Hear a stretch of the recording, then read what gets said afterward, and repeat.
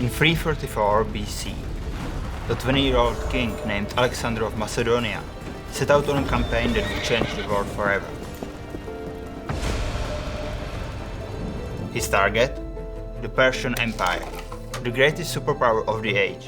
In just 10 years, he built one of the largest empires in history, reshaping cultures and altering the course of civilizations. To the Persians, he was known as Alexander the Accursed. But to the West, he became immortalized as Alexander the Great. But to understand how Alexander achieved such a greatness, we have to go back to where it all began.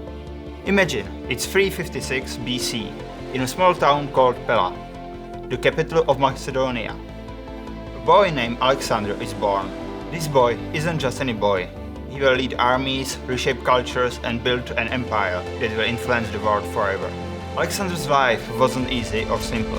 His father, King Philip II, wasn't just a king, he was a warrior and a master strategist who turned Macedonia into a powerhouse. Philip reformed the army, creating the famous Macedonian phalanx, a tight formation for spearmen that was nearly unstoppable in battle. Alexander grew up watching his father's victories and learning how power works.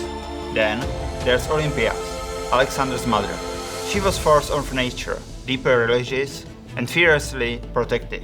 She often told Alexander that he was a descendant of Achilles, the legendary Greek hero.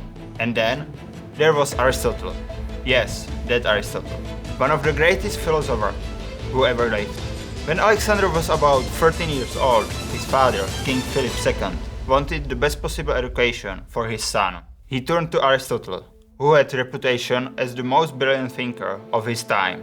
Philip invited Aristotle to the Macedonian court and gave him an extraordinary place to teach, the Nymphonium at Mysa, a sanctuary surrounded by nature where Aristotle and Alexander could study and debate in a peaceful environment.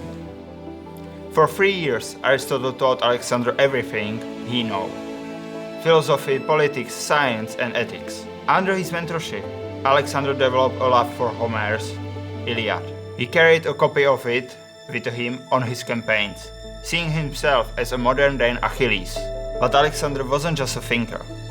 By the time he was 16, he was leading troops and winning battles. When Philip was assassinated in 336 BC, Alexander became king at the age of 20. From the start, he didn't just want to hold on to power, he wanted to expand it.